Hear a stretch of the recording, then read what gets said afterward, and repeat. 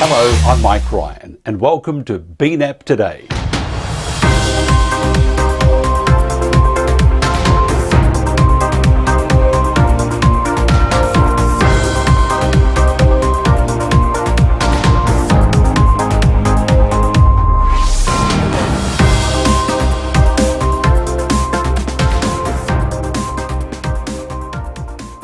Coming up next, things that go tick-tock.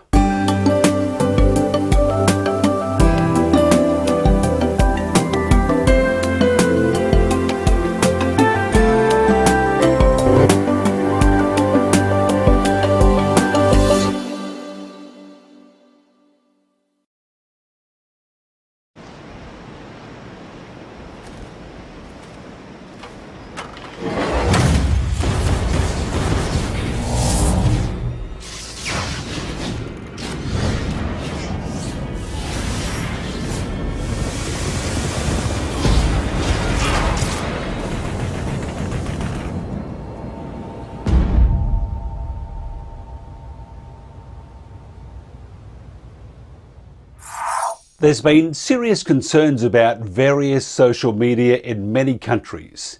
India has just banned TikTok, the app is banned by the Australian Defence Force, and in the United States they're moving to regulate major players like Twitter and Facebook. Daniel Teng is a director of the Epoch Times. Daniel has been with the Epoch Times since 2011 and is a regular contributor to the editorial team on China-related issues. Daniel, welcome. Thank you for your time. Tell us about TikTok and how many users does it have worldwide, and how is it different to other social media? Yeah, certainly. So TikTok is probably the most popular social media app in the world today. Surprisingly, given that it's only been around for less than 5 years, and it's almost it's catching up to Facebook and Twitter and YouTube.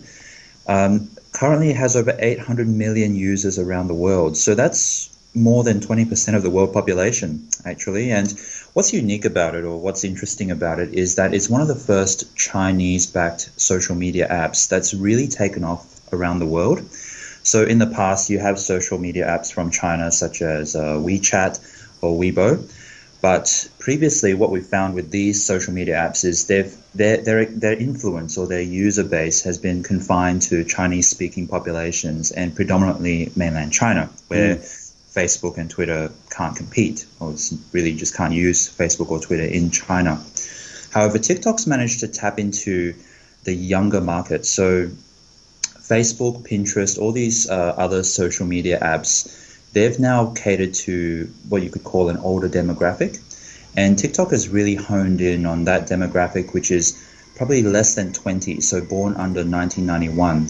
And it's just taken off with its format. So it essentially is, if you're using TikTok, you're scrolling through, watching videos that are made by your friends. And these videos are really short, 15-second videos.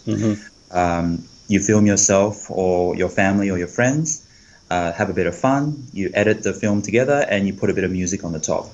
And it's been very creative. There's a lot of creativity, and the music industry has certainly trying to leverage TikTok as well.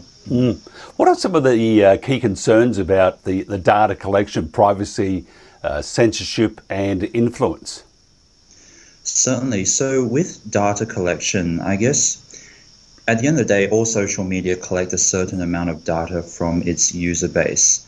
Now, it's the unknowns around data collection which really creates concerns. Now, the difference between TikTok and, say, Twitter or Facebook is really the governing jurisdictions that they come under. So Facebook, Twitter, they're governed by US law, and their headquarters are based in the United States. They're subject to US law, which is generally quite transparent. And recently there have been new laws that have been passed on Twitter regarding its, well, I guess you can call just how it's been controlling and moderating content. China, on the other hand, doesn't have this sort of control. In fact, if anything, Chinese law, and anyone, all the listeners can Google this, is very overt in how the state can really participate in these social media apps or in private companies. So the most often quoted law is the National Intelligence Law of 2017. Article 7 of the National Intelligence Law states that organizations or companies in China must cooperate with state intelligence work. So that's the actual phrasing of the law.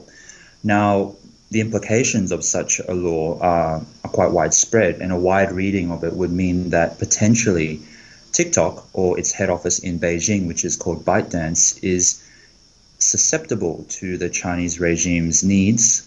If they need intelligence or information, then by law they would have to provide that. And TikTok has collected quite a bit of data on the younger generations of Australians, people in the US, kids around Asia. So we may not see the side effects of this in the next few years, but say in 10 years or 20 years, when this generation becomes the next, the upcoming workforce or the future leaders of our country, then there are some serious risks to consider. Well, do you see an influence from the Chinese or the CCP in Western democracies, such as the riots in throughout the US, and just influencing, say, elections, Western democracies and the elections? Well, they're already doing that with Western-owned media, which social media actually. So there was a report put out probably just a few weeks ago by the Australian Strategic Policy Institute, and it found that in the last 4 or 5 months particularly, the Chinese state has been actively pushing narratives on Twitter and Facebook. And the number was, they counted about 25,000 Twitter accounts. 25,000? 25,000, and which could be traced to China. Wow.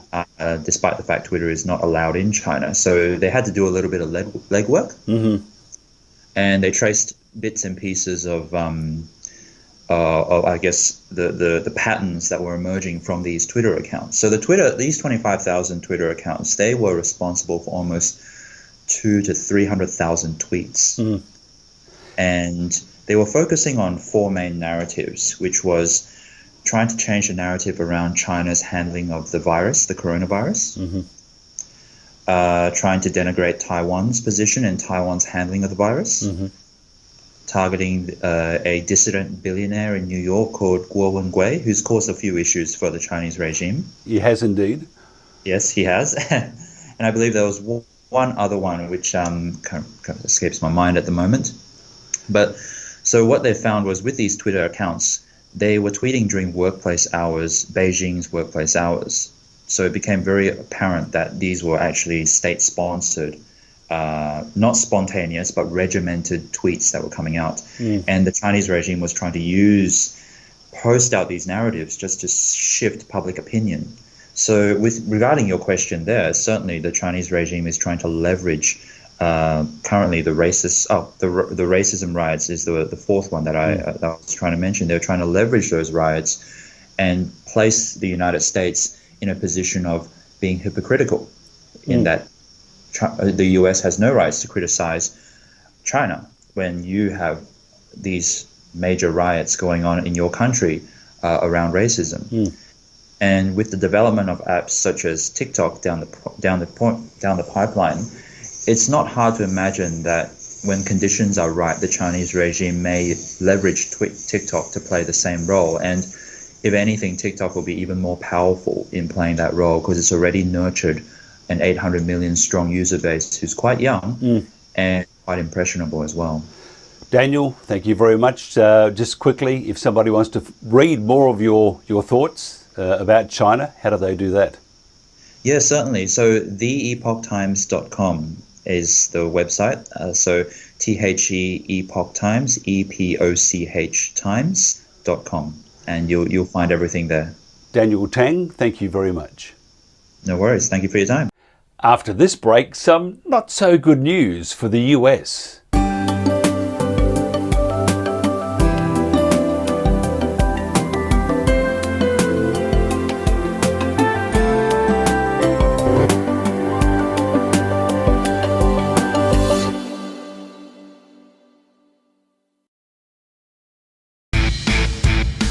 US coronavirus cases could more than double to 100,000 per day if the current surge spirals further out of control, according to the government's top infectious disease expert. It is going to be very disturbing, I will guarantee you that. The top U.S. infectious disease expert, Dr. Anthony Fauci, issued a dire warning on Tuesday, saying that daily coronavirus cases could more than double if Americans fail to follow health guidelines.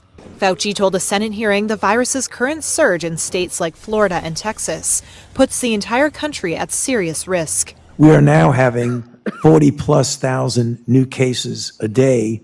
I would not be surprised if we go up to 100,000 a day if this does not turn around, and so I am very concerned. Fauci's grim assessment came as cases last week rose 46% compared to the previous 7 days, according to Reuters data. And 21 states are reporting positive test rates above 5%, the level that the World Health Organization has flagged as concerning. Arizona's positivity test rate was 24% last week, Florida's was 16%, and Nevada, South Carolina, and Texas were all 15%, according to the analysis. Texas Governor Greg Abbott last week reversed course on the state's early reopening and shut down bars, a move that protesters in Austin on Tuesday said was unfair. Today, y'all, our cause is that Governor Abbott has violated all of our constitutional rights, and his order needs to be voided. While top health officials warn that some Americans, particularly younger adults, have recently let down their guard and are socializing without masks on, Democratic presidential candidate Joe Biden on Tuesday put the blame on the president's mismanagement of the crisis. Today we're facing a serious threat, but the president gives no direction, and he pits us against one another. We can't continue like this, half recovering and half getting worse. We can't continue. Fauci, too, reiterated that Americans need to stay vigilant in their actions to stop the spread of the virus, Because it could get very bad. warning the U.S. should not simply bank on a vaccine to end the crisis. There is no guarantee, and anyone who's been involved in vaccinology will tell you, that we will have a safe and effective vaccine. No guarantee, but Fauci is still hopeful that a vaccine will become available in the early part of 2021. How tough is it doing business in America? COVID is running rampant, civil unrest coast to coast, and the global economy experiencing the worst economic crisis since the 1930s depression. Joe Bourdow is a partner with Premier Franchise Advisors and has a 45-year business career that includes significant experience as a successful franchisee and franchisor. In his illustrious career, Joe was president of Valpak Direct Marketing Systems and is on several advisory boards. Joe Bourdow, welcome. Thank you very much. Welcome. Everything seems to be working properly. Yeah, it's what's it like in Florida today? Is it sunny and lots of COVID racing around? Yeah, we are in the middle of the summer. Of course, some said that sunshine and humidity and warm weather would take care of the problem, and I can tell you it has not. We are, unfortunately, the numbers are going the wrong way here as we do this, and we're headed into the 4th of July holiday weekend. There's some concern. Our beaches are open, and whereas beaches down in the Miami, Broward County area, South Florida, are closed. So we'll just have to see how this all turns out. But it's not a great situation here right now. Let's go back in time prior to COVID, which was only about 3 months ago. What were the trends then in franchise? Well, it could not have been heated up or hotter, heated up more or hotter. It was interesting. Since I retired from Valpak now 10 years ago, I've been active in franchise advisory work. So I have several clients in the franchisor space here in the States, as well as suppliers. So I'm still pretty tuned in. 3 of my clients prior to this happening were involved they were growing like wildly, and were successful companies, and they were in the process of actually negotiating minority recaps to sell part of their companies to take some money off the table.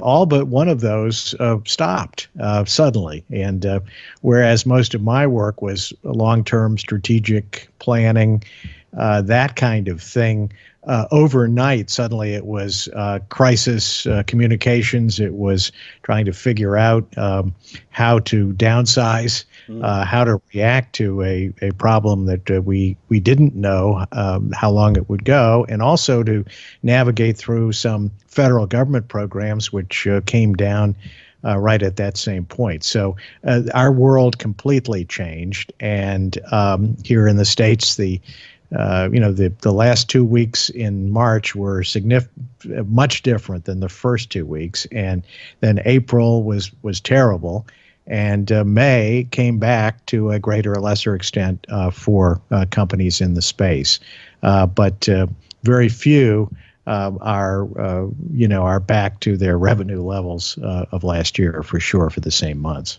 They say COVID will be around until a vaccine or a cure is found, which is the vaccine.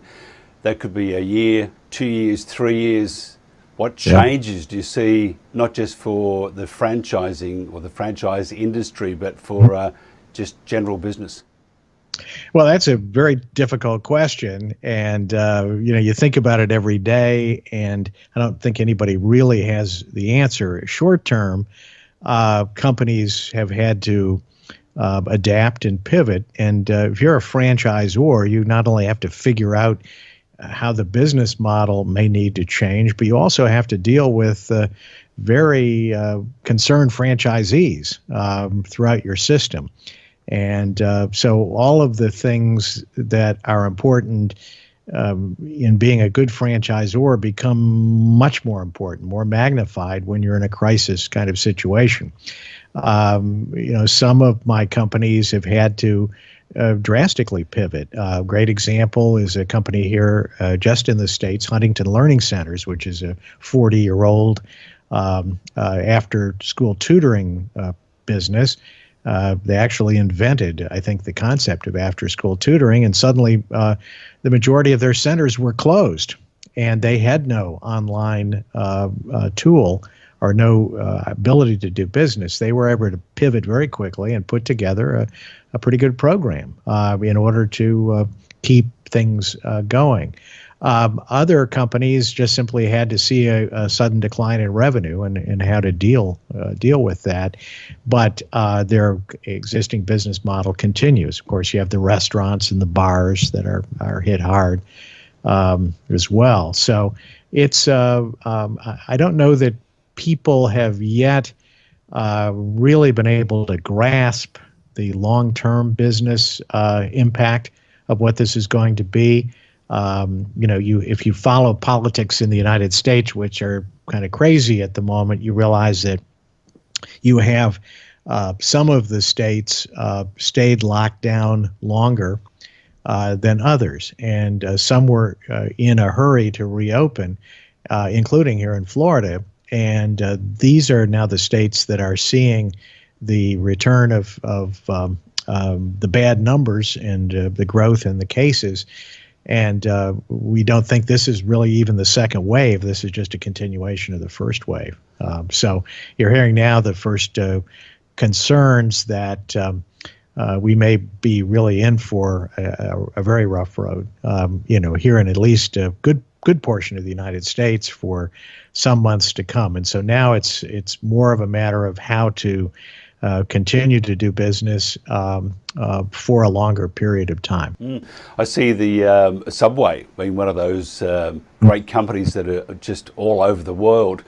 They're still open, but man, oh man, I just don't know how they can make it work for them, because people are scared to go out. People are scared of dealing with people handling food. Well, it's funny. One of my great memories was the time I got to spend with Fred DeLuca, the founder. I was just thinking of this the other night. And back during the economic crisis in 2008 and 2009, we happened to be together at an International Franchise Association event. And just talking, he and I, after the event had taken place, and it kind of went late into the evening, and he was very frustrated at that time because they had come up with this idea for the $5 footlong, and he was having trouble getting his franchisees, to buy into it.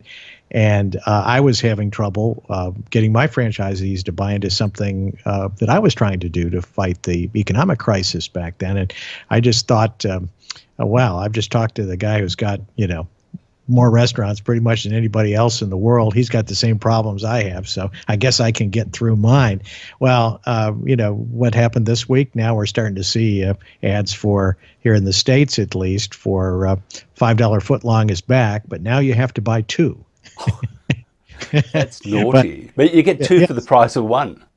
That's right. That's a lot. That's 2 feet of great submarine sandwich. But Mr. Luca passed on, unfortunately, a few years ago. But he would be really interested to see what's happening today. Also, just as a sidebar here, Your Honour, you're in broadcast and you have some online radio stations, and you follow. You look with Shine. I think it's Shine Baseball. Tell us about, just briefly, your broadcast interest, because that is, from way back, that's one of your true passions. Well, the funny part of this is you kind of played a role in that back in the day. We were thinking it was 10 years ago. We were both at the International Franchise Association convention. I was running Valpak, and I got the idea that we could do interviews from our booth on the convention floor, but I didn't know how to do it. And somehow or another, you and I met, and you knew how to do it. And so we did it, and we did 7 hours of interviews from the convention. And, I was kind of watching you do it. I realized, there was a lot I needed to learn about digital media. And I did. So I retired, and I just thought, gee, now you can have a radio station without an AM/FM transmitter. And in our St. Petersburg, Florida, needed a local radio station that was really local. So that's what we did. Started in 2013, and now now we're taking a step back into time, and we're going to also be on FM radio here in the next few days in St. Pete. And but it's a podcast platform. We have global listeners. It's not huge, but we have about 25,000 people that listen to it on a regular basis. About 80% of them, here in Florida. So. And it's amazing the landscape, how it's changing. Joe Rogan, who does a podcast, and $100 million for 3 years from Spotify isn't bad money, to say the least. Yeah, well, we haven't been focused on the monetization of this as yet. But we will be a nonprofit, what we call a 501c3 here, so we will be acting like a public radio station when we go on the FM. But also got to do. I've been originating a football broadcast that goes out across the country on Sirius XM here and on about 150 stations that's played every year. And we've done that for 9 years now, too. So a lot happened, all a result of sitting down with you and we're in Las Vegas, Nevada, or wherever that was back in the day. It was in Florida. Was it Orlando? Yeah. Orlando, okay. That's it. Orlando in Florida. Yeah. But I saw no alligators, but I did see some margaritas. That's right. There were quite a few, as I recall. They're vicious. They're vicious creatures. Joe, just quickly, the next 6 months we will be in COVID. How do you see the whole business sector, including franchising, moving along? Well, I think people are going to have to individually, in their own way, grasp this and deal with it. And the companies I'm working directly with all have a slightly different approach, slightly different need and strategy. And but I think it's important that when we got into this in the middle part of March, we were all focused on a 60-day plan.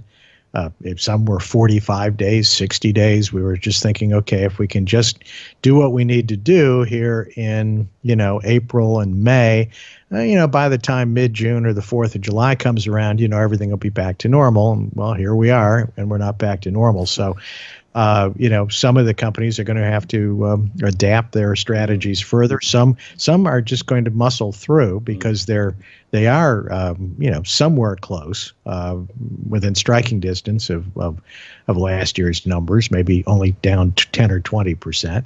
Others are going to have to deal with more radical challenges, but I'm sure I will be worrying through that with at least my customers. So, and maybe a glass of red on the side just to alleviate the stress, and it's good for your heart too.